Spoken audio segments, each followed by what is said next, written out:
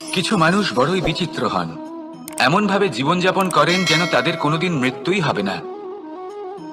নিজেদের অহংকারের বশে একটা কথা ভুলে যান, যে যতই তারা নিঃশ্বাস নিচ্ছেন, যতই তারা জীবনযাপন করছেন, ততই তারা মৃত্যুর দিকে এগিয়ে চলেছেন। কারণ আমাদের এই জীবন তা নিঃশ্বাসের উপর নির্ভরশীল। নিঃশ্বাস চলছে মানে জীবন চলছে। নিঃশ্বাস যদি থেমে যায় তাহলে জীবনও থেমে যাবে। আমাদের জীবনের প্রদীপ যে কোনো মুহূর্তে নিভে যেতে পারে, আর কত সময় বাকি রয়েছে সেই বিষয়ে আমাদের কোনো ধারণাই নেই।